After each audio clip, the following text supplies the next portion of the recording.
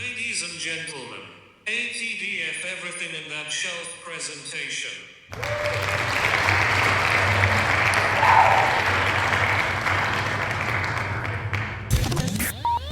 You're now rocking with TDF everything. Spoiled rotten.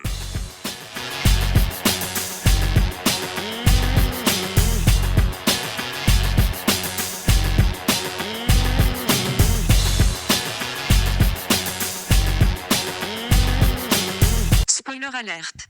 Welcome back, everybody. Hey. It's me, Daniel, And it's Ben on Spoiled Rotten. on that shelf. Boom. Mhm. We are revisiting Man of Steel. I have no clue when people will hear this, but it's happening. If you're listening to It's it now, happening. that's great. Should we give context as to when we're Nope. revisiting this? Or okay, Nope. just it's happening. People hit are us gonna up hear in the this. comments. Make your most logical guess as to when we're doing this. But yeah, it's we're gonna finally. What is this? Like our fourth Superman movie in this In this- revisiting in the classic series we're doing. revision series. Yeah, it's we've seen Superman a few times. Yeah, I'm gonna say this. Given on when I watched it, this might be my favorite one.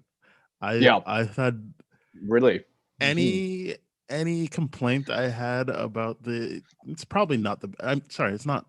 It is definitely not the best one, but it is Yes. the one I enjoy the most because I actually feel like the villain has something to do with Superman. Yes. B, I actually feel like we finally get to see like the extent of his powers. And C, I genuinely appreciate how he is positioned in this movie in terms of what would it be like if there actually was an alien on the planet. Nothing about how white or hot he is would stop people from trying to kill him or apprehend him. And I appreciate that because it's not trying to be like, he's just a good guy that gets cats out of the trees. Yep. So I think it doesn't stick the landing that well, but I feel like for the first 2 hours of the movie, I'm like, yeah, I really like this. This is going well. I think I caught myself in this thought the other day while watching this, obviously. Thinking to myself, I'm like, this is the most logical Superman movie I have seen. This is the most logical, realistic Superman movie I've seen. But then the other thought came in, like, after finishing the movie, after a pivotal thing that happens, and we'll get to there, obviously.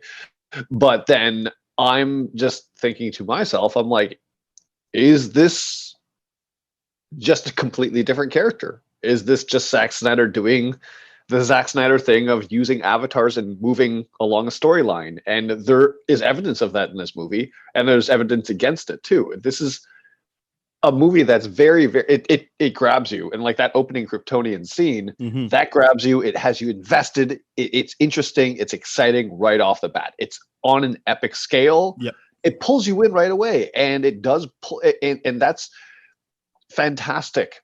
And I feel like it does things that, like, because I've seen people be like, I don't even know if it was for this movie in particular, but like, why wouldn't they just get in rockets as well if they're? And I feel like this opening does a really good job of showing you why it's just Kal-El and Zod that are off the planet, because they're dealing with a planet that's like, why the hell would we leave? And it's just this one father who's like, well, I'm gonna have to stay and fight. And I don't even mean like stay and fight this fight to like, it's literally like in that moment he's like, well, fuck, I guess it's just my kid who can leave because I'm gonna have to fight these guys because they're gonna try and kill me right now in this moment. So but it's like, that makes sense.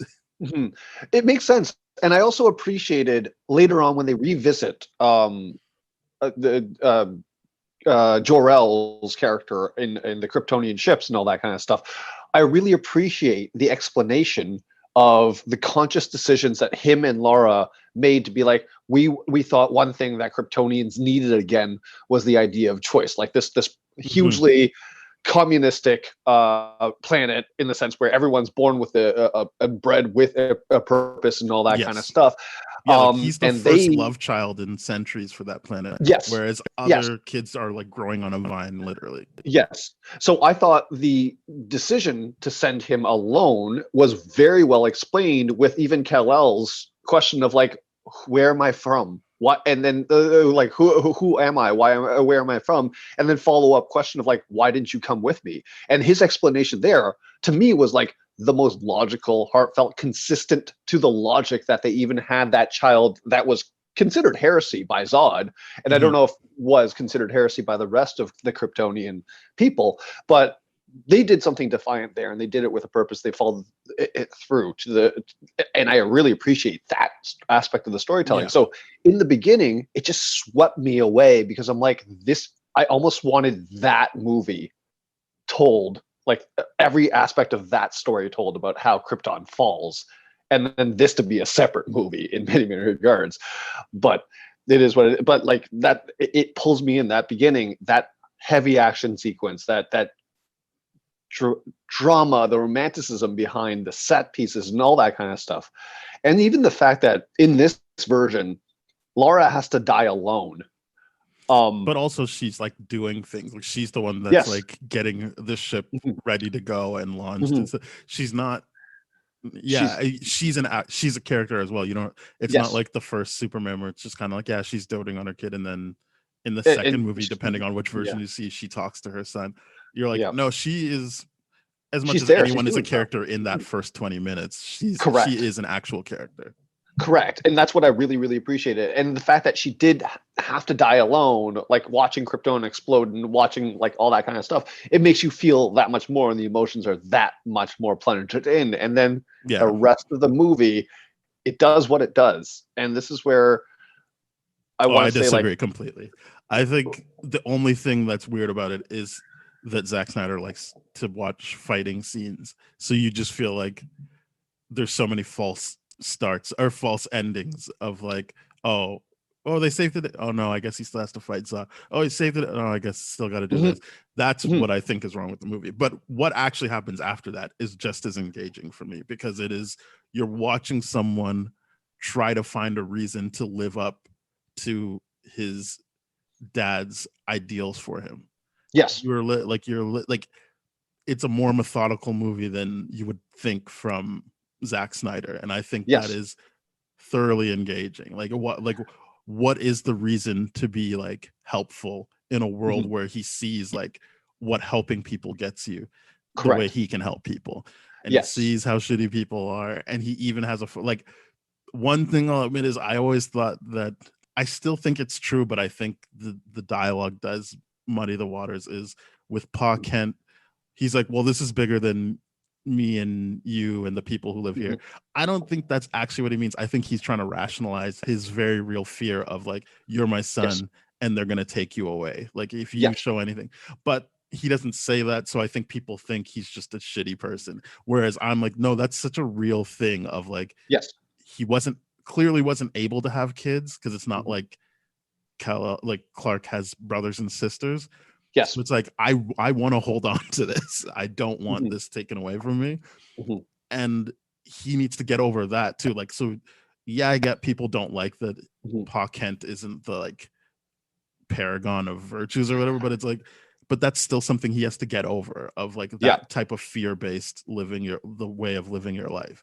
And so I liked watching him like overcome all that. And I think why it doesn't really stick the landing is the movie just kind of is like, but yeah, he just keeps fighting. So I guess he's the good guy. Whereas it was still interesting up until that point to be like, all right, like what's going to be the thing? And I know that I believe in the fact that his mom helps him be grounded, and then he finds love with Lois. I mean, it seems too early to say love, but it is a connection with someone.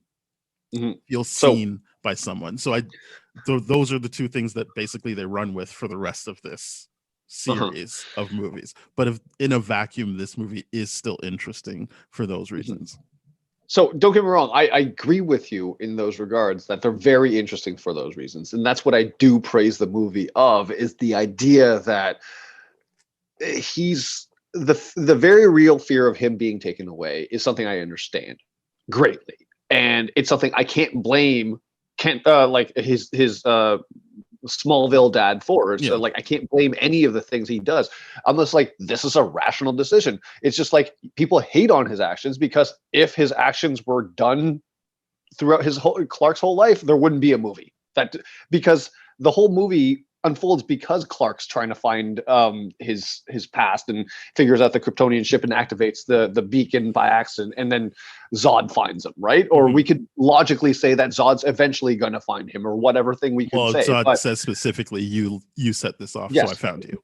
Exactly. So the thing here is like, okay, if Papa Kent was successful, then there'd be no movie. And that's probably why people hate on him a little bit more. But the reality of what he says, and even when Martha when he comes back, he's like, Mom, I found out where I'm from and all this kind of stuff. Her reaction at that point in time was so incredibly genuine and like well acted that I'm like, okay, I really believe the fact that the Kents were constantly living in fear, like harboring a fugitive that they fell in love with. They even said, like, you just fell into the sky one government day was coming. Yeah. And they never did. And like to think that, okay, you have every right to assume that the government's coming after something like that. And for that, and that never did, and you got attached to this child, you're always wanting to be like, yeah, we want to protect you though. And even at the cost of everything else, and just like what it could be. Everything about that makes sense, and that is very engaging, and the mythics behind that is really, really cool. I think to me the pivotal scene that kind of muddies everything is where Lois's involvement is, and Lois's character and their lack of chemistry behind here. That's one gripe of the movie that I'm like, I don't really like that, because Lois's character is just completely inconsistent throughout the whole thing. What do you mean? And then, so one of the biggest things that, because I having full disclosure, I watched this with my partner Stacy, and she made some comments about some things, some points of dialogue, and this is, I think, where you're talking to, where the dialogue gets a little bit muddy.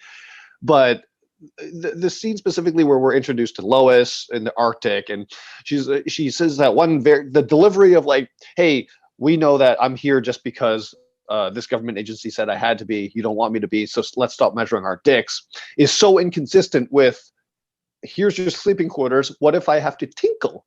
And her comment was, guaranteed a man wrote that doesn't know anything about women or something like that, because a woman like with that kind of energy about her going into a room being like, let's call this for what it is. I'm here to do a job. You're here to do your job. All this kind of stuff.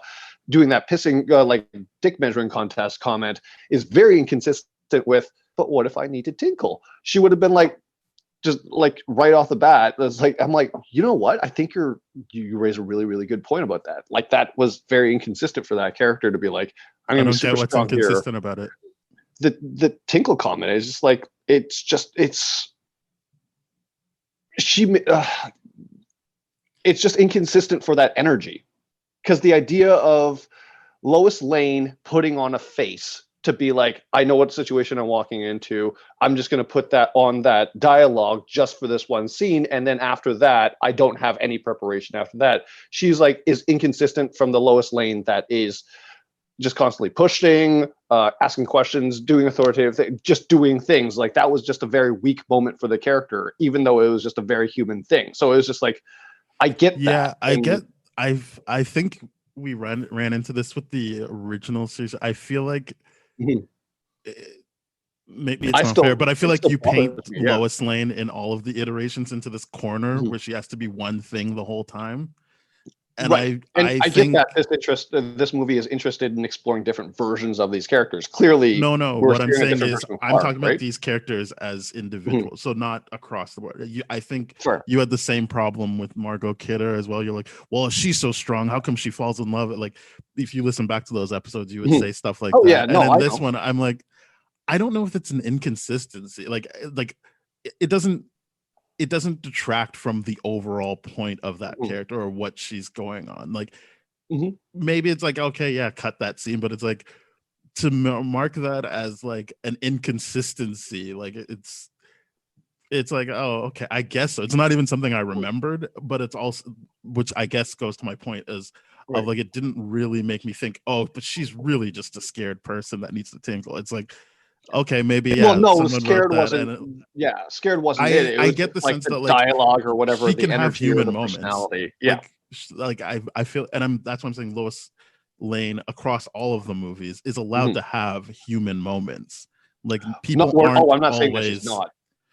But what Mhm. I'm saying is actually when I listen back to like our episodes, it seems like you are saying that because that is your. Interesting. It is a consistent complaint you have for that Mhm. character.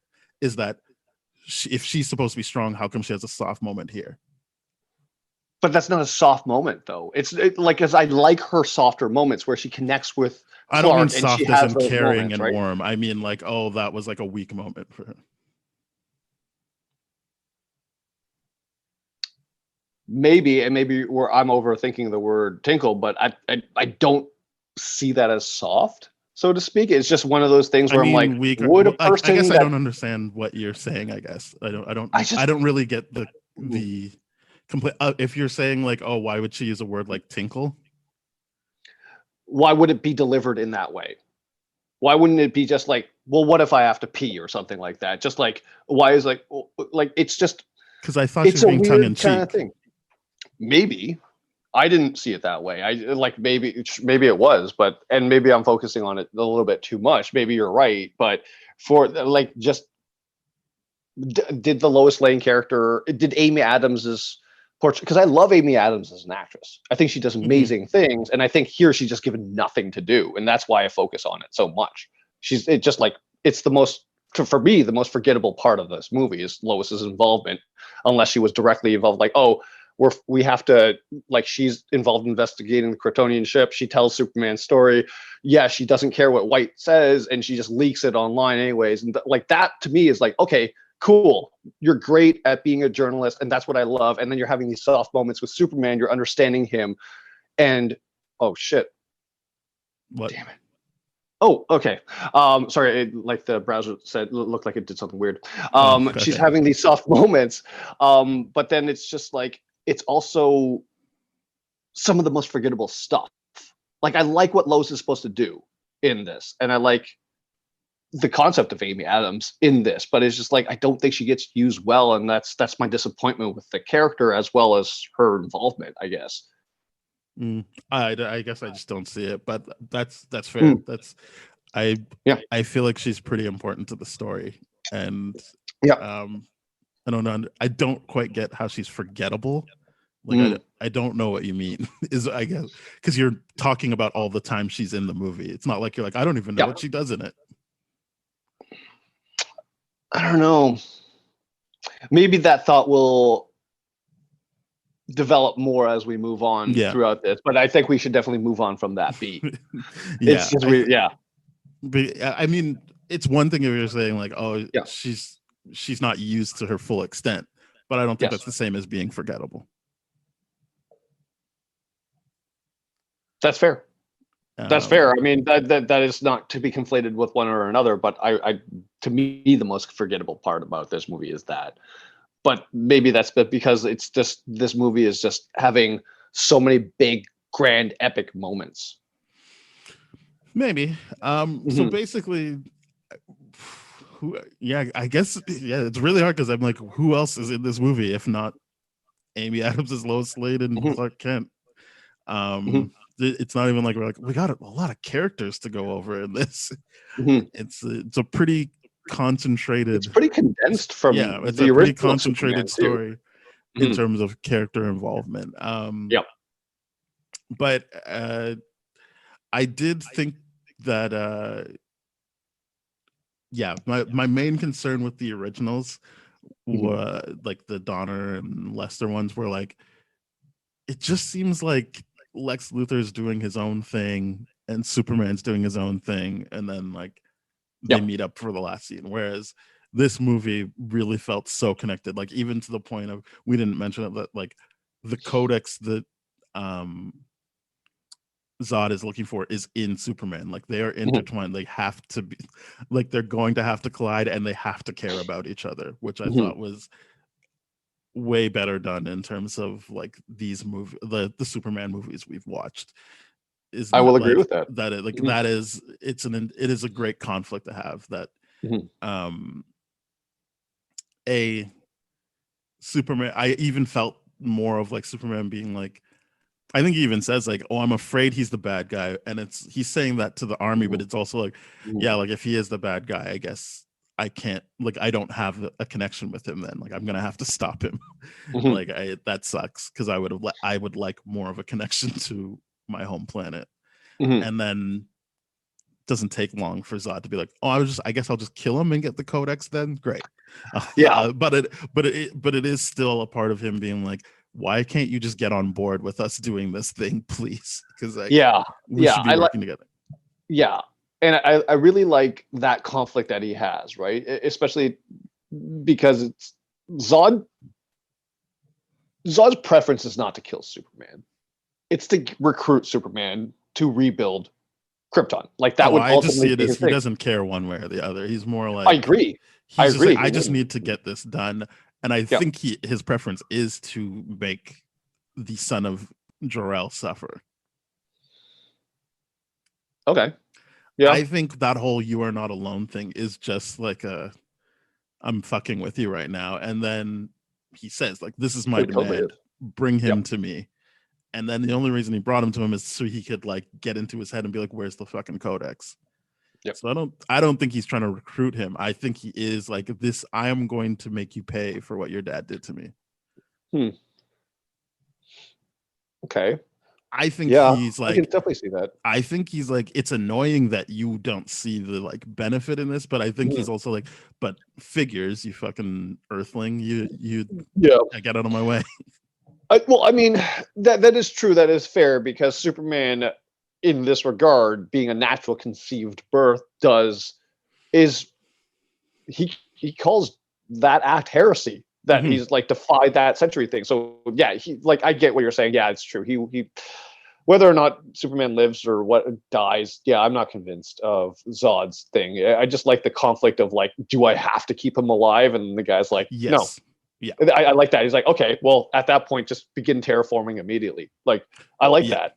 Like, that was really, really great for that. He's like, okay, well, screw this. I don't have to go through that. I don't have to change him or revert him. I Yeah. like that This is reality easier. of it. Yeah. He's Yeah. like, okay, great. Like I said, like the thing I like about this movie is that it's a movie that I'm like, I understand the logic behind these decisions so much more than Yeah. the I original.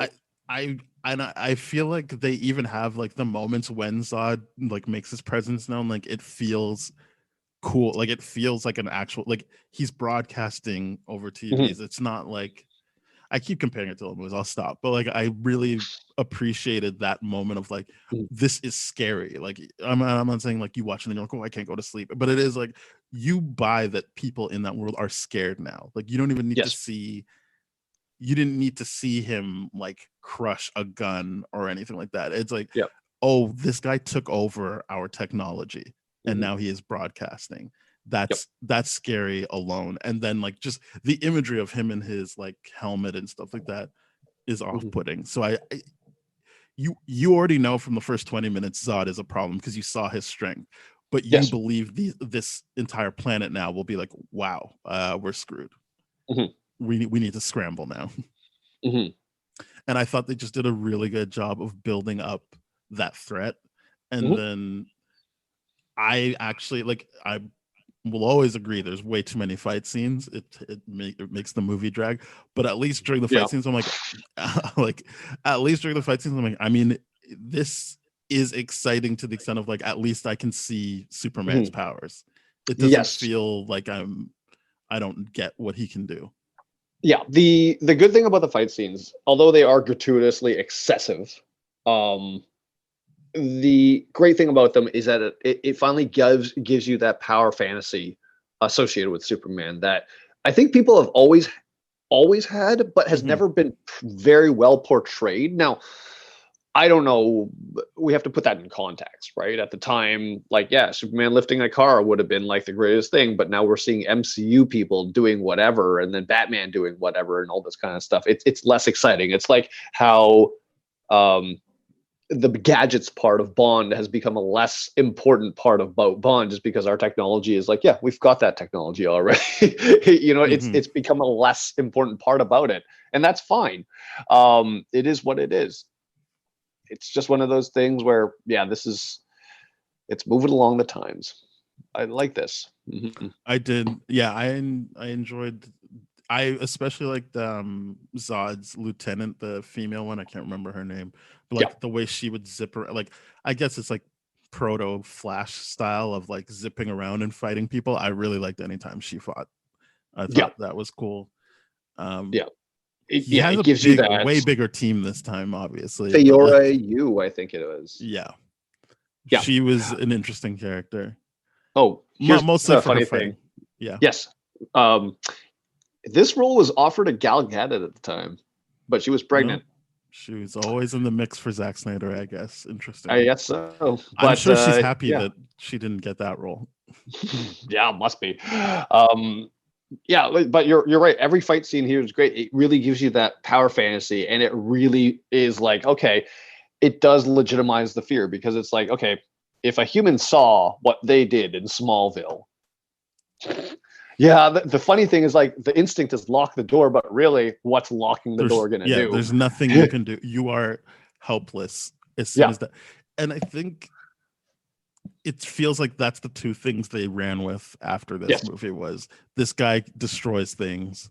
People don't like that. And he's connected to Lois and his mom. And I thought that the mom stuff was really good. Like, I always like that scene where he's in the classroom and he's just like, that's too much. This is overwhelming me, and the teacher's getting on his case, and the mom's like, just focus on my voice. I'm like, perfect. Like, that's what centers Superman in more than one way. There's the very practical way of, now he's not overwhelmed, but it's also like, just keep that voice in my head and I know things are okay. Like, that is some good writing, I think, anyway. And it really helps with the character. I agree, because I think the thing that this movie does really, really well is it teaches you that, like, it's a struggle to be Superman in that regard of, like, he's got to process all the sensory overload all the time. He even uses that to his advantage with Zod, and what the ethics of that, I guess we'll get there later, but he uses the same kind of thing, but it struggles to be Superman. It's not an enjoyable process. Even like when he's starting to have fun with it, when he's starting to fly, he learns about his identity, he jumps and all that kind of stuff. He crashes into a mountain immediately and is like, right, maybe I should take this a little bit more seriously. And he gets it. And then you get the power fantasy. It's great. That's why I thought it was good, because I'm like, oh, you don't even need kryptonite then. Like, it's just you got to distract him, and that will give you everything you need from a kryptonite scene. I mean, still brought in kryptonite, whatever. Like, but they do tease it in this movie when he's on the Kryptonian ship, and they're like, oh yeah, he can't handle this. But I really appreciated that they built that into it, and it made things. Yeah, I think what I like about this movie is the world building it does, and so I do believe that if they actually committed to make a Superman 2, they probably would have got to the Superman everyone loves, but they never committed to that. So then you're left with that guy who's in limbo of like, do I like, you never get to see him learn why he wants to protect the world. You always know, well, what grounds him, what grounds him, but you don't know why he wants to protect the world as a whole. So, and that's the one thing is, to me, the whole movie seems as if he's in many ways idling by before he makes a full-on commitment of Earth between Earth and the remnants of Krypton. And by the way, I really, really liked the weight of what that decision meant in that regard, in the sense where it's like, okay, you resemble Jor-El and Lara, you resemble Choice. You literally resemble Choice to that degree where you can choose whether or not Krypton continues to fall to the ashes, or re-emerges as a society or whatever. Like, literally the idea of choice here is so fundamentally important, and it's so cool. It's just, it seems to me like he's gathering evidence, or like, okay, should I be on this side or should I be on this side? I'm not undecided, until Lois goes like, where they're like, okay, they're giving Superman up to go to the ship with Zod, and then the general is like, we want Lois too, and then people are standing up for her, so like, hey, that wasn't part of the deal. You can't take one of our own, all this kind of stuff. And then she steps up and is like, boom, I will do this and do the same commitment that he did, like follow his logic. The idea of, and I like that. It's like where she was interviewing him in the army base and being like, she says, why are you giving yourself up to Zod? And then he says, I'm not. I'm giving myself up to humanity. There's a difference. And I'm like, okay. And then she recognized that difference, understand that. And then that was almost like the spark that he needed of like, see, humanity is good. I'm going to choose this because my people would never do this. And I don't think he wouldn't have known about the whole, like, this is the or would he have? Like, this is how our people are born. They're born with a purpose. It's basically extreme communism. I can only imagine that when he has the like walk and talk with his dad's AI, that he would learn that kind of stuff. I would imagine. That's fair. Yeah. And we already know it, so I get why they don't show him learning it, because it's like, well, we know it, and we know he got to speak to his dad's memories, so it's fair. It makes sense that he would know that. And I do think, one of my favorite scenes isn't a fight scene; it is him in the cuffs, pretending like that matters at all, and like the line of like, I mean, if it makes them feel comfortable, then great, because the one thing you always know is like, he isn't a threat. Like, he is someone who wants to do the right thing. He wants to help. So that I understand. And I do think, it is an information collecting thing. And I think that's also what I like about Black Panther. I think these movies, and I'm not saying they're the same quality. What I'm saying is that concept of having your hero actually take in information and make a decision that actually changes things. I know people don't like the decision Superman makes at the end of this movie, but that actually changes something. That fixes the problem. That is a permanent fix. The same way, and yes, I know what happens after Black Panther, but like that decision to open up to the world, that is a decision that changes things. It's not just like, I don't know, I beat up the bad guy and we'll just do it again next week. It's like, no, I think those two things are what makes that element of a hero actually collecting information and processing it makes me like a movie more than if they're just like always active and doing that. It's like, if I can actually watch the character be like, okay, interesting, that's good information to have, and then like make a decision based on what he learned, or what he or she, what they learned at the end of it, that is always way more interesting to me.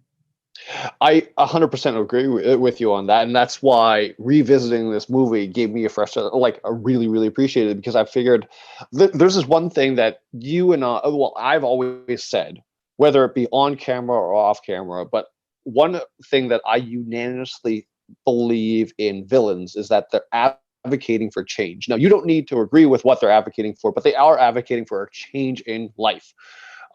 Because of whatever their reasons are. And that's just a blanket statement for all villains. They are advocating for change, from deviating from everything. This is one of the few times I have distinctly seen the protagonist not just simply maintain what the status quo is.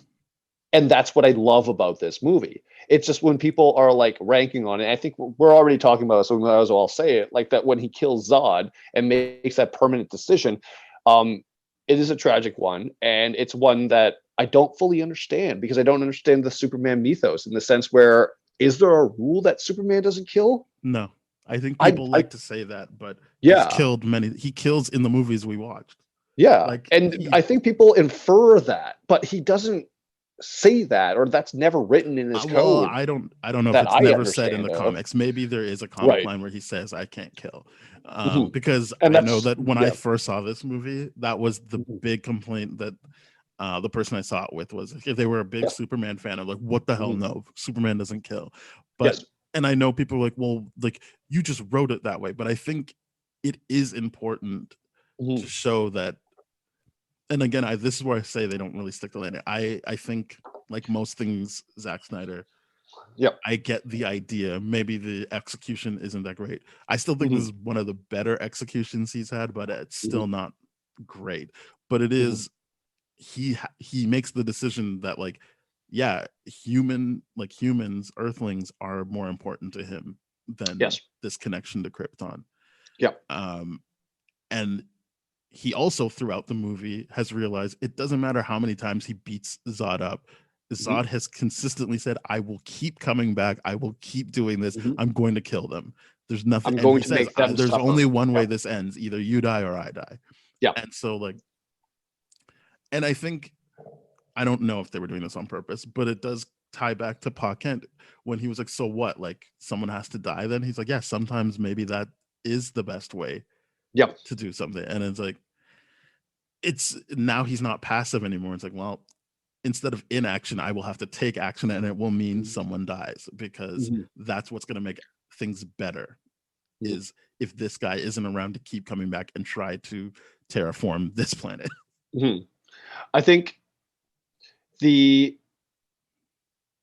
thing that's really, really interesting about that is I get why that person that you watched it with would be so upset, especially when Superman goes on an explanation of what the S is on his chest. It's a symbol of hope. It's my family crest. It stands for hope. It means that every individual person has the capacity to do things for the sake of good. And he basically abandons that when he kills Zod. I understand why that is But I like don't see that as thematically abandoned. I a think big he's giving yes. the planet a chance to do the right thing, and he Yep. will. I mean, he Mhm. is Jesus in this, right? Like He totally is. I so mean, many the like they make a visual point of saying element. he's 33 years old. They make a point of Yes. when he goes to save them, he Mhm. goes out like he's on the cross, and Yep. so yeah, he will take on that sin in order for Earth to be able to keep Mhm. their hands clean. Correct. Um, And like the thing is, to me, I think there's a naivety in that like, no, he doesn't kill, he doesn't kill, he doesn't kill. This movie is very interested in telling us the grittiest or gritty real life version of this. And let's basically admit that in a real life situation where you have Superman and Zod, and they've already caused so much destruction, and Zod's not going to stop. Superman's already won, by the way. He's done his thing. Hey, Zod, your technology is lost. You can't actually terraform Earth anymore. That's not a real thing. That's not within your possibility. He's admitted that, and now he's throwing a temper tantrum and trying to kill everything. What do you do in that regard? You can't tell me like Superman doesn't have the resources yet. Oh, it's like, oh, I know how to access the Phantom Zone. I'm going to put him there instead. He doesn't have that ability. And even Zod in the beginning says like, you would rather put us on ice rather than get your own hands mhm, dirty. Like mhm. he says that in the beginning of the movie, then do what needs to be done. And so we know Zod already. This theme is going to he's going to Mhm. keep coming. There's no, and so for Superman to make that decision and save the family, I get that visually. That's just adding on to the scene and the emotions, but there is no logical outcome. This movie is only it reads you to that only logical outcome, and for a lot of people, that was a big issue. And I'm like, no, that's the only time I found Superman to be interesting, is because he's processed all this kind of stuff. And He's interpreted it is a information. loss for him. Like he is Yeah, upset at the end, and I don't think he's it's a huge sad that loss he for him. killed Zod in particular. I think it is a problem for him that it was like it really did have to come down to me killing someone Yes, for this it's for this basically story. don't make me do this. And I That's it. think maybe again they never committed to a Superman Mhm. 2, so that's us. Mhm. But I truly believe that, and maybe if it wasn't Zack Snyder, that if they did do a second Mhm. Man of Steel movie, it would be about him trying to find a way to not kill again.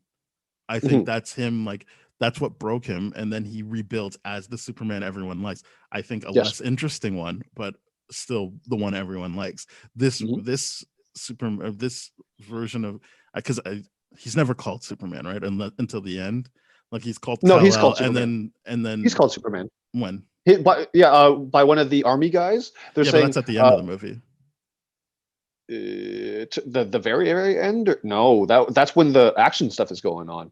Because even the Martian Manhunter guy, he says like Superman is like that. That's what they're calling them. Like he's referenced as Superman I thought that was during at the the end of action the stuff. movie.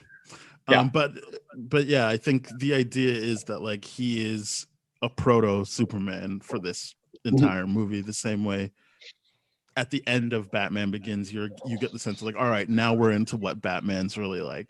And Yeah. it is important to note that Christopher Nolan did have a say in the way the story was broken. I'm not saying he wrote the script, but like he did help break the story. So wasn't also Nolan's heavy influence to have Snyder go ahead with the decision to kill Zod too? I believe that was one thing I heard at the time. I just know that he picked Snyder to be the director. I don't know what he did in terms of thing. I mean, you're probably right. I can't imagine you because it sounds very Nolan. Yeah. But one thing I will say is, I think that's I like that decision, and I think that as you said, it seems like we were building towards that the whole time. It's not just like a random decision made, and that's why I'm saying this movie is an instance of me actually feeling like, oh, like these are payoffs that actually work in a Zack Snyder movie. It feels way more character grounded than the other stuff he's done. It's even brighter than the other stuff he's done. And that's obviously once you get to Batman versus Superman, you're like, okay. Yep. Because to me, like the moment, like I will admit, I for a moment forgot it was a Snyder movie. Yeah. Because it was so able cohesive. to forget that. Yeah, you're able to forget that watching this. Yeah. There's so many elements of this movie that allow you to forget that it's a Snyder movie. But of course, Snyder fans will be like, yeah, that's definitely a Snyder take, like the Jesus thing and all this kind of stuff. And but sure, I don't even know if people like this as their favorite Snyder movie. Like I would feel like they like Batman vs Superman and Justice League, his 4-hour cut, more than this. Right. But I'm not sure about, because I would like to have a conversation with those people. Yeah, but I would like to have a conversation with those people, because I think what we're agreeing with is this is a more cohesive film, and I think is much more cohesive. Snyder fans are like, yeah, it's fine, it's a nice start, and then they're more into his stuff that kind of got out of hand and was missing. I agree, the character stuff. Yeah, I agree. I think they're more interested in the power fantasy, the still shots, the imagery, and all that kind of stuff, because that movie succeeds at this so well. Everything about Krypton, about Superman's suit, it feels alien. It feels like it's not of this earth, and it's just awesome. Like it nails that aspect so well. His attention to detail is absolutely fantastic, but he needs to step away and pull back. And this movie, I loved it because he had people that were working with him, Goyer and Nolan, that were like, hey, let's pull back a minute. Why are you doing this? And it's almost like that did make a cohesive movie. And it's almost like, hey, do we need to put in a Leonard Cohen slow jam right now? Do we need to do that? Do we need to do all these kind of things? I guess not. Okay, sweet. This movie works. It does work, and I didn't appreciate it as much because my bias against Superman, but this is a Superman that I actually understand and I get and that I like. He's processed information. He's like, okay, yeah, I have to kill Zod. Kryptonians tried putting him on ice. It clearly did not work. And he's going to keep doing this. And he's going to do it to other planets because there's other outposts of colonies that are just waiting to wake up. He did this for 33 years where he's finding outposts, colonies, ships, even found a world engine. And what's to say he's not going to continue doing that even if he leaves Earth alone? Like, you can't be that naive in the regard that he can't kill. I'm like, no, he had to in that regard. There was only one thing, especially if Kryptonians were programmed to do one thing, and his interpretation of protecting Krypton. He said, this is my whole thing. Like, I'm not going to go against my nature. Like, and so and I think maybe that even ties into the pain Superman feels when he has to kill him, because it's like, Zod has no choice in this, and Superman's supposed to be the one who has a choice. And it's like, well, realistically, at this point, you don't have a choice. You're gonna have to kill him. He has brought you down to his level for this. Yes, and I think it is a weird thing to be, because I think people get so caught up on like the circumstance for him killing Zod, like, well, just fly him out of the room or something. And it's like, they've been fighting, like, for me, way too long. They have been fighting for way too long. Nothing's Yeah, gonna it's stop true. this. Like this, Yeah, it's true. I would like you to put an end to this now. And it's just Mm. fine that you have a literal ticking, not a literal one, but like a visual ticking bomb of Yes. he's going to laser this family to death. So Mhm. like, yeah, kill him. Just get it over with because he's Mhm. never going to stop. It's the whole reason he's alive is to do what this very thing. Yep. And this movie is very. It just leads you to that logical conclusion. If he didn't kill him, I'd be like, that's weird. I'd have so much more to say about if he didn't kill him than if he just like didn't kill him. I'm like, good. That's a logical outcome. I'm sorry, but if we're talking about this, and this it is puts a you in a logical position outcome. to like, it gives you a bunch of things for him to learn from next time. Yes. Like, what does he want to do with that information that he has killed? Like, is that going to be his thing now, or is he going to try compassion more? Like, they never get to explore that, obviously. Like, basically every other time you see him, he's just pissed off that he has to save a bunch of ungrateful people. But here's the other thing too. I will say that this movie, having rewatched this movie, it helps me reappreciate all those other scenes where he doesn't seem happy about saving people. Yeah. It really sets the stage. I'm like, okay, that is logical for this Superman to not be happy about saving people, because it's just like the one thing, like he keeps getting beat up by people. Like, even if he does the same thing, he's resisting, no not one fighting. trusts him. Everyone is trying to like I even saw people be upset that he destroys a satellite at the end of the movie. Yeah. And I'm like, well, I Stop mean, it. So we y'all did didn't get colonized or enslaved and killed. and But property. Cool. Yeah, it led me to like, I guess, the same people that complain about BLM and the protests. Like, what about the property? And it's like, all right, like, settle down. This alien race is trying to colonize Earth, terraform it, change its atmospheric pressure to where we know that we can't survive, and you're still defending property. I'm talking about the army's thing at the end when he goes, "Are you effing stupid? Why did you break?" Oh, that $14 million. Oh yeah. No, that was awesome. I love that. Yeah, he's like, stop doing that. Like, stop doing that. He's like, because I get it. People are like, well, that's 14 million. I'm like, but they shouldn't spend money on that. They should like, not be spending money on that. Yeah, it shouldn't. It's not only that, but Superman just gives the best logic. It's like, listen, if I'm going to help you, it's going to be on my terms, and because you're never going to control me. Yeah, we have to remember he is one person, and then the other thing is like, and the thing the general says, and this is very telling of, is like, what guarantee do I have that you're not against American interests, not, remember, global, American interest? And then he's like, General, I'm from Kansas. I'm as American as they come. And I'm like, okay, I guess that's the explanation, whatever. But like the reality is, like, yeah, you like let's build this on trust. Let's not like say that you trust me and then surveil me and then watch me and then like all this kind of bullshit.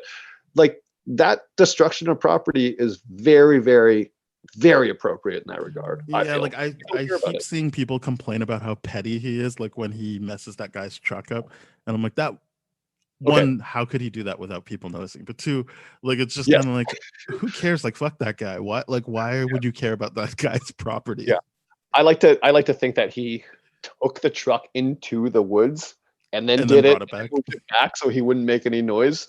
Yeah, I mean, it doesn't make sense, but like, I'm just like, the point is taken. At least I get the point of it, of like, it's that he has all this anger in him and like he has to let it out some way, and that's a part of why I appreciated the fights as well, because that's a time where he can finally act on all this stuff that he's been pushing down because of what Pa Kent told him.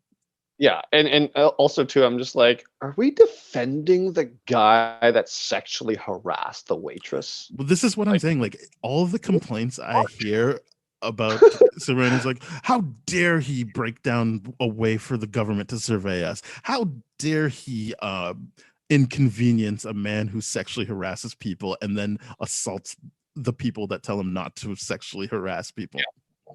And then acts like a dick, and then just like that scene is just so ridiculous to me, in the sense where I'm like, you are instigating a fight. you put your full weight into a man and he doesn't budge, and you're continuing to provoke him as he's walking away. Yeah. What do you think was going to happen, bro? That was the like best obviously case scenario. that was the best case scenario, that you didn't get messed up. But Yeah. like, let's be perfectly honest here. That was one of those situations where I'm like, good, I'm glad that he got some consequences for his actions. The only thing that sucks is that he didn't realize, like, it's not explicitly told to him. It's like, hey, I'm fucking up your truck because you're an asshole. You sexually harass people. You're sexually assaulting people, and you're picking fights with like just because those things aren't explicitly said. Like, that's the only part that's like, oh yeah, but he's getting consequences, and I'm like, great, that's awesome. I like that. Yeah, I don't care. I don't feel like it. Care about it. I think petty is the wrong way to look at it, because I do think it's everything you said, but it's also it is a character moment of like, well, he's got to put this energy somewhere. Like, he's got all this energy, and he's been told, hey, don't show anyone what you can do. So, I mean, realistically, there's no chance he could have done that without someone noticing, but at least it's off camera, so we don't see it. He's not showing it to anyone in movie ways. So, like, yeah, it is that he is an angry person. Like, he's got this anger in him. He's got this thing, and it needs to be released. And I do feel like that's a character beat. It's not just, oh, he's just some petty guy that like got back at someone who threw beer at him. No, that is it is building you up to, he's gonna punch the shit out of Zod if he touches his mom. Correct. And it's also showing too, like, here's the one thing that I will say. A lot of people when reviewing this movie, obviously compared to the first one, and where they're saying like, oh, Superman in the first one shows off his compassion, all that kind of stuff, by doing things like respecting the human race, really thinking that they're fragile, and then doing things to build trust, like get cats out of trees. I'm like, okay, sure, if that's what you liked about that one, cool, that makes sense. I'm glad that you like that about this one. But why are you expecting that to be here? Because he's doing the same things here. He's showing you the restraint that he shows in the first one. Because look what he did to the truck, and look at the restraint that he's showing in the bar.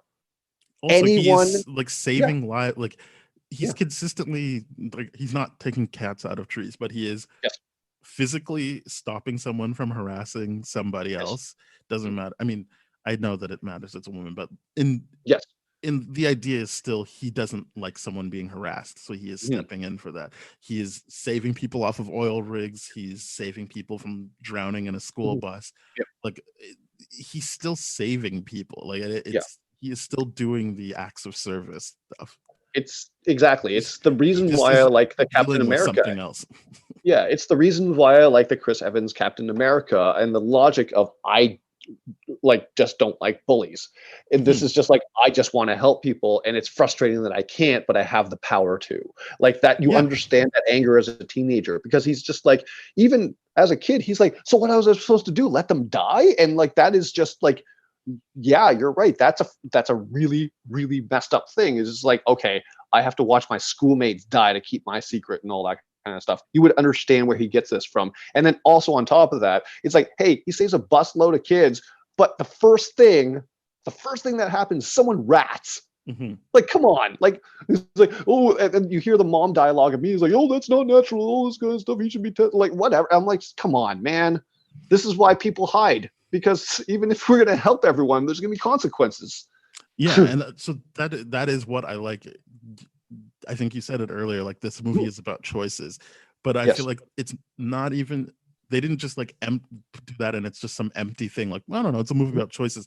They're showing you at every moment like what the consequences of choices can be. And so like life isn't filled with a bunch of just easy choices. Like, most decisions on that level, like, whatever, you picking what you want to wear and stuff like that, I get that there's less stakes there, but like, when you're talking about who you want to be and what you want to stand for, like, there's, you gotta put some stuff on the line there. And I do like that it's like paired with his dad, who's like, well, you're gonna lead this planet into the future, with his Earth dad being like, maybe you just like hide for a bit, because then they're gonna they're not gonna like you. I'm just telling you that right now. And then he sees consistently, yeah, anytime he like does step up and help, people don't like him. Yeah, and I like the idea that it's very consistent for Jor-El's family crest and the L's to be of hope, right? Because what Jor-El does is send Kal-El off with a lot of hope that he's going to do this. Like that is a very inspiring, hopeful things. Like he will resemble this. He will be the bridge between these two people. He will show them a better way. He will inspire them. He's very hopeful. I actually really like that about Jor-El. And then Kent, like to the degree I'm like, okay, there's so much naivety in there versus Kent, Papa Kent, being like, hey, okay, yeah, but I lived with these people. So don't do that. I'm just saying from lived experience, maybe not a good idea because our people kind of suck. Especially as a kid. I think the one thing we haven't discussed yet, which I know everyone talks about, and I do kind of feel conflicted about, is when Pa Kent dies, because he's like, don't save me because like people will see what you can do. And I'm just like, yeah, I mean, realistically, I do want it to be that he just like, yeah, but fuck it, you matter too much to me and it's a choice. But I do still feel like, even though it does feel so like extra that's how he dies, I do feel like it all leads to this breaking point of like, look, I spent too much time listening to him, and it meant that I didn't save him when I could have. So like, I'm not going to make decisions like that anymore. I'm not going to make fear-based decisions like that anymore. Exactly. So I need to step up and realize that like, yeah, people, if I do the right thing, that means people will be angry at me. Like there's going to be a section of people who are angry at me or even want to like take me down. Yeah. And so I do think it helps. It just maybe too much time is spent on it or something like that. I don't know, but it feels like so like, I mean, couldn't you just zip in and out? Like the only thing that's good about it is he's so young that you're like, maybe he just doesn't have control over his powers to do it as quickly as he could now. So rewatching that scene, there's one thing that does frustrate me about that scene. Okay. So first and foremost, we see what's unfolding. We like, and of course he has to sacrifice and all that kind of stuff. Yada yada yada.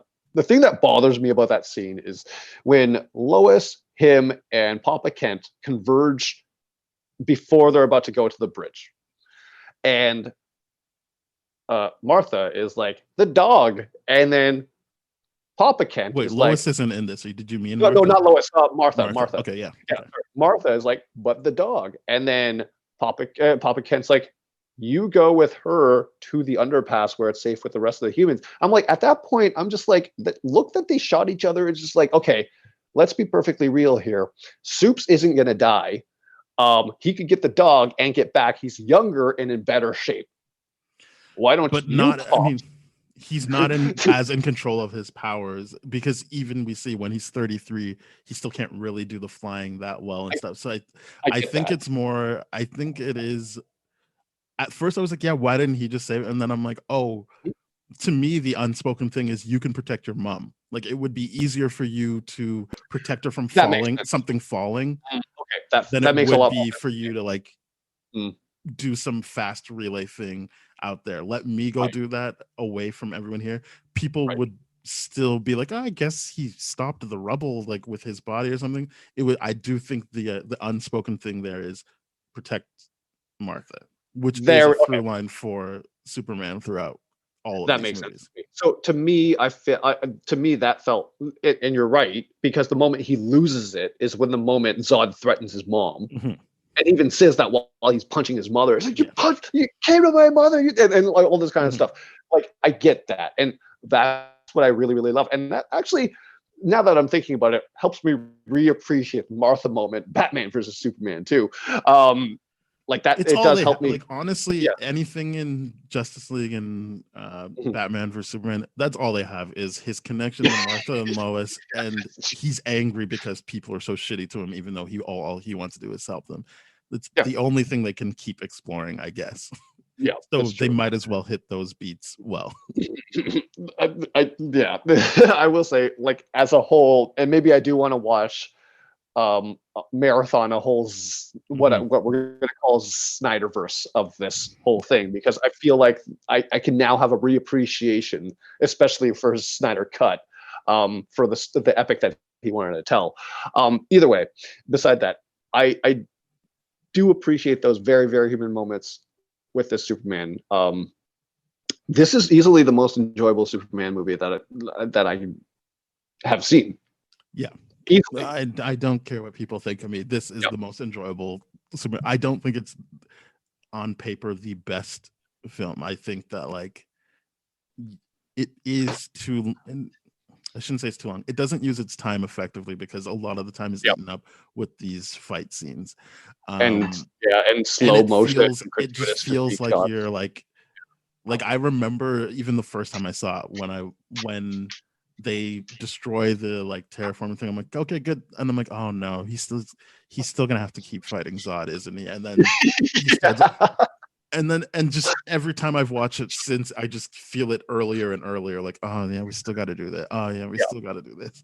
So I don't think it uses its time effectively in that way, which is why I would still put the first one more, because I still like the characterization of Clark Kent in particular. I think that's what I liked when we rewatched it. Was like, oh, he isn't like a pushover. Like he still does push back. He still has his ways of being like, oh yeah, why would you want to make me look stupid? Oh, like he does know what's going on, and I like that. But like, one, there's no gaslighting here of Lois Lane, but from Clark.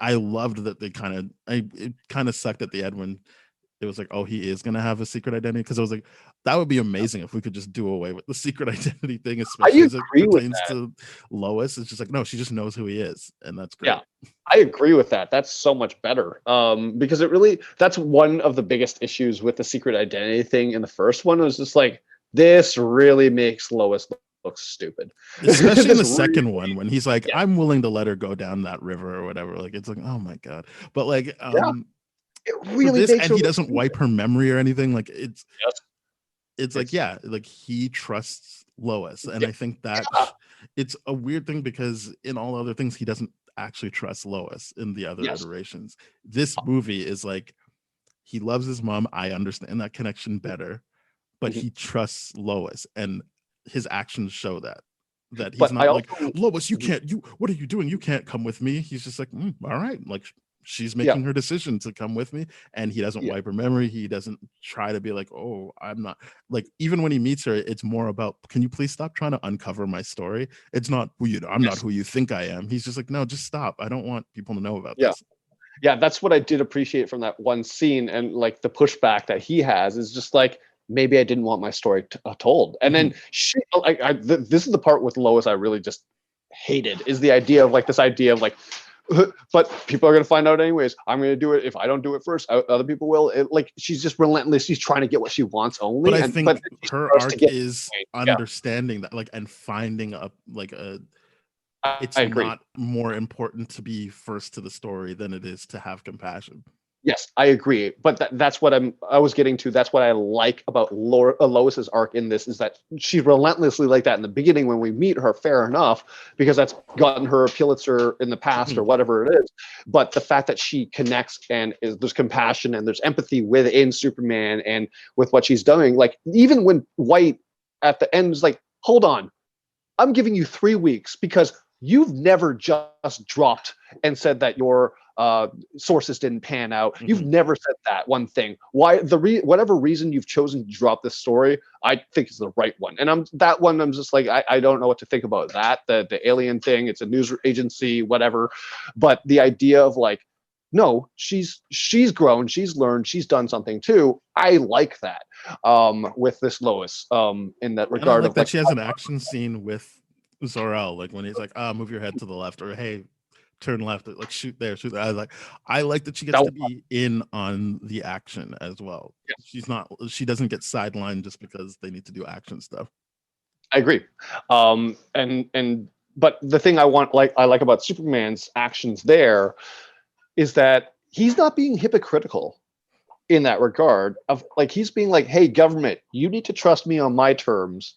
And then he's not being like, but I'm going to watch these people and like not trust Lois and not trust humanity. You know what I mean? He's like, no, I'm like, I've chosen humanity. I'm one of you. I was just born somewhere else. Yeah. I'm one of you. I'm doing this. trust me and I'll trust you. Like he's doing what he is asking us, like us as humanity to do. And I really appreciate that. This is a very good writing beat from that regard, is the idea of like, he's being consistent. He's critically analyzing data. He's processing what's best for everyone and everything.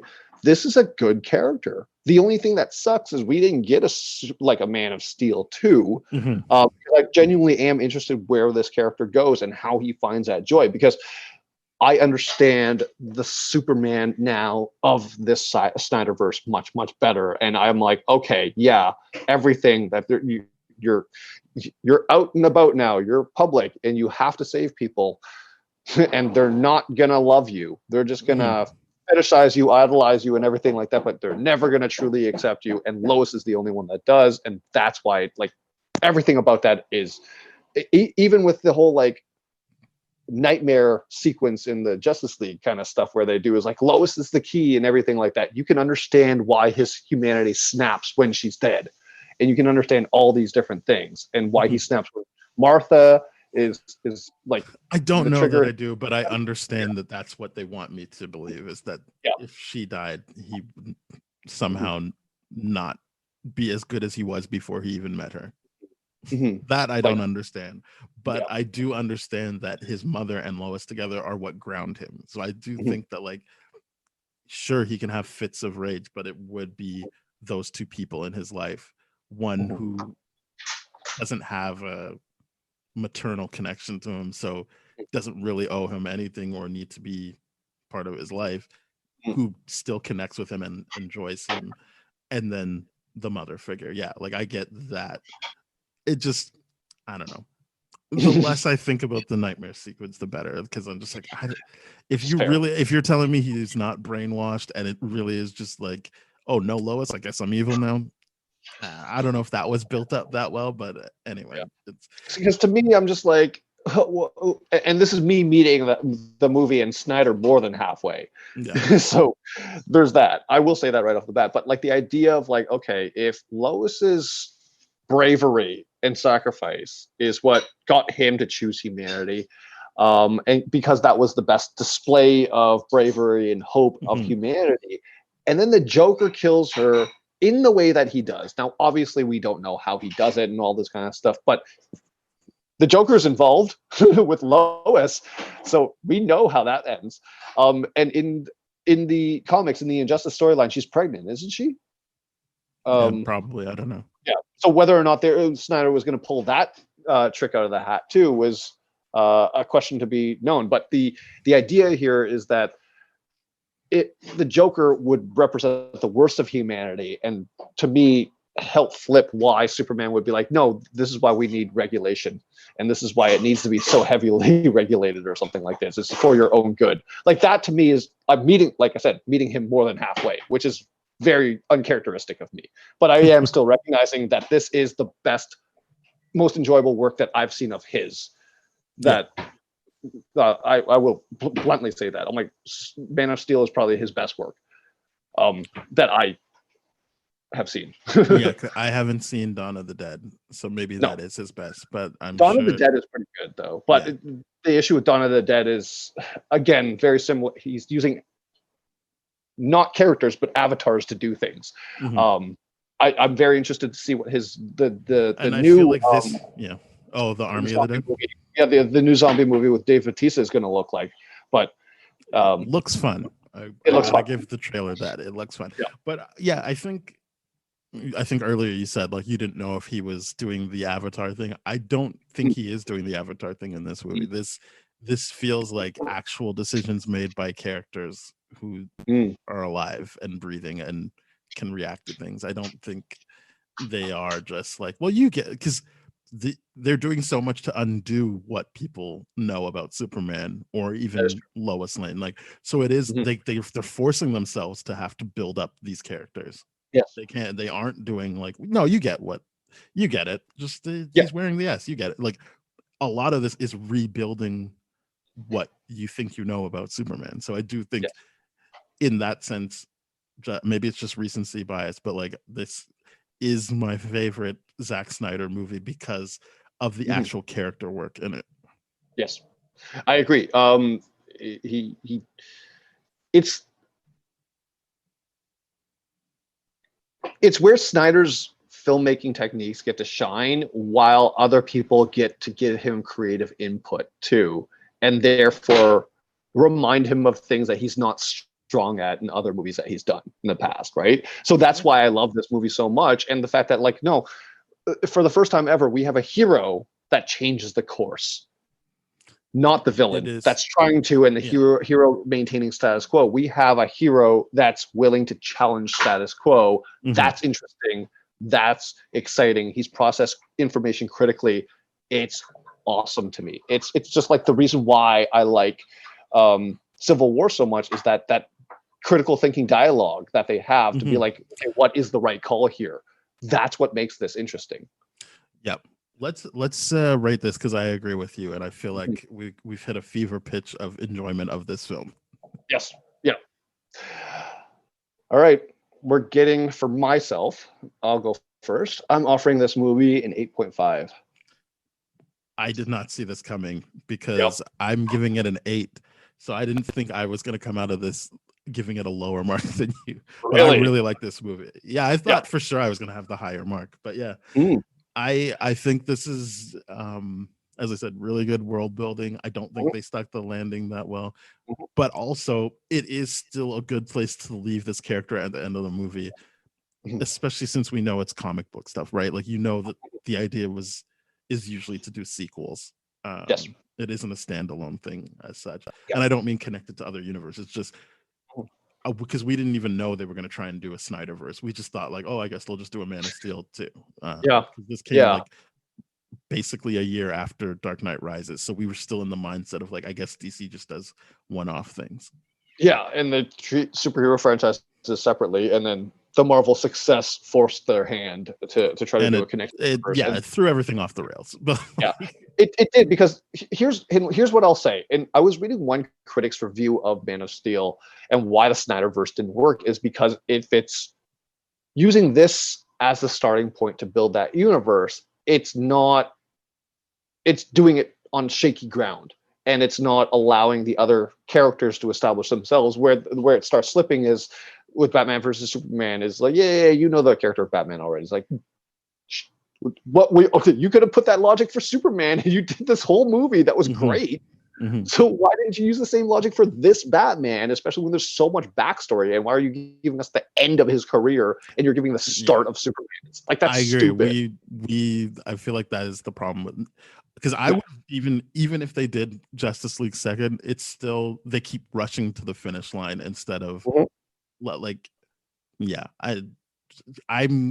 I think, yes, obviously the obvious thing is just give all of these people solo movies.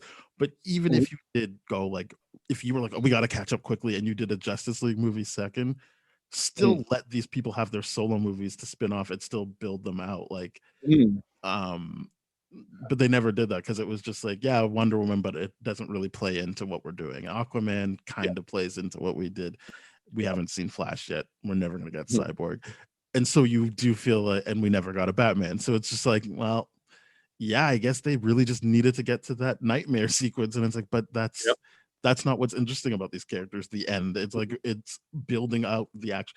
Exactly what you said, building out the mythos of this Superman that feels like specific, and then doing the same thing for all your other characters. Yes. And that's what needed. And I'm sorry that, and this is why I'm so frustrated. This is clearly like reactionary decision making by Warner Brothers, is the idea of like, oh, they just have their Avengers, like, we got to have a team up. Like, no, earn it for us. Like, build these characters out, do the groundwork, make a story that's interesting. You could have done it with just Batman, just Wonder Woman, and just Superman to create a Justice League movie and continue to still do the thing. Just please, like, just make stronger footings for everything, a single thing, and then make a cohesive story to move forward. And don't just be like, we want to get to the team up movie as fast as possible, because that's exactly what it felt like. Well, I mean, it didn't. I mean, they wanted to get to the team up, but it felt like they wanted to get to like the deaths of these characters, because like the second movie they kill Superman, and then And we Batman know that they were wanted to kill Batman too. So it's like, why are you so eager?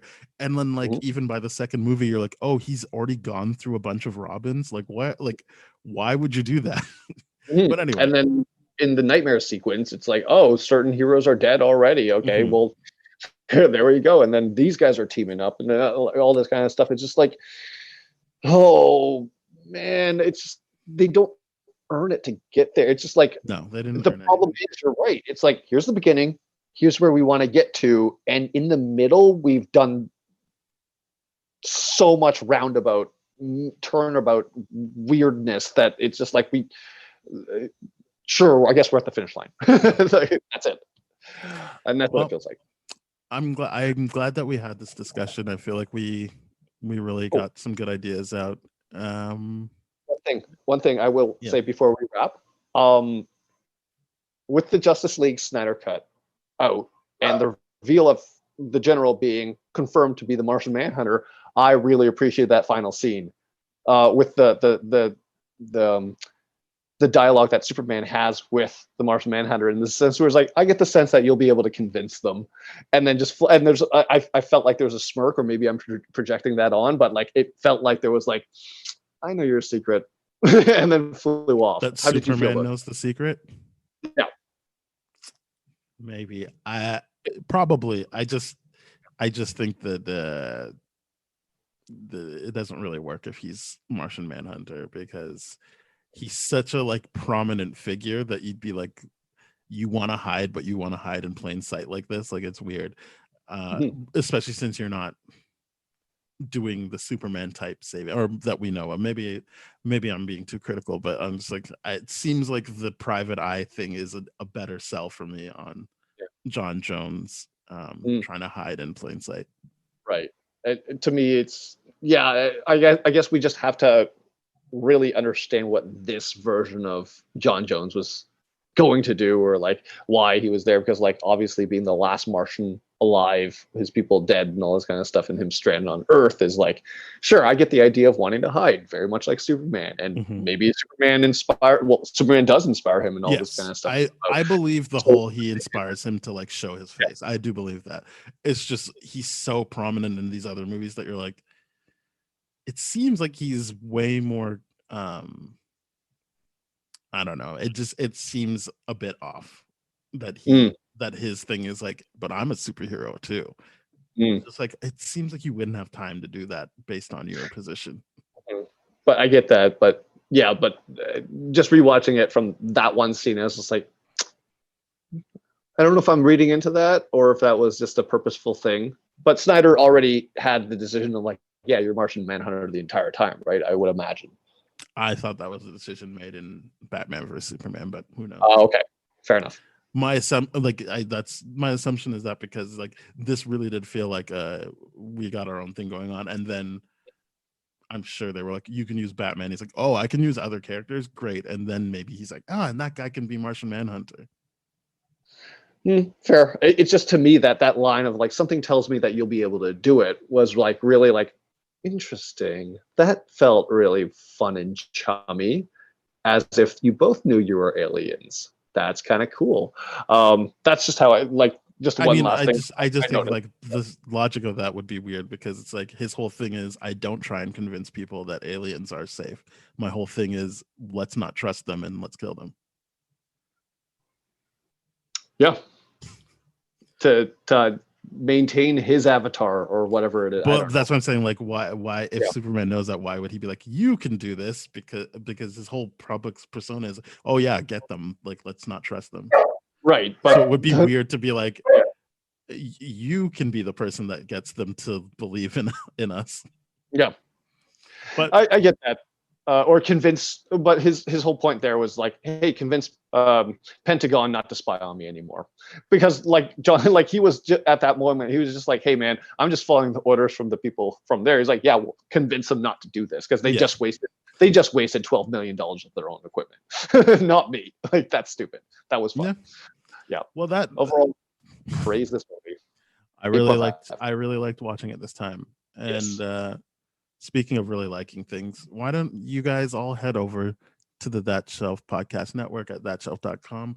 There's great podcasts like Bad Game Movies, Black Hole Films, Changing Reels, Composers, No Budget Nightmares, What a Great Theme Song, and more. So please head on over there. And also, if you would like to hear older episodes of Spoiled Rotten, go to tdfeverything.com/spoiledrotten. Our email is spoiledpodcast@gmail.com. Our Twitter is @TDSSpoiled. We are on Apple Podcasts, Google Podcasts, Spotify, Stitcher, iHeartRadio, Radio Public, Amazon Music, a whole bunch of things. So please rate, review, subscribe, and please share with your friends. I believe that's it. Yep. See you soon. Well wishes, everyone. We'll see you in the next one. Yep. Bye-bye.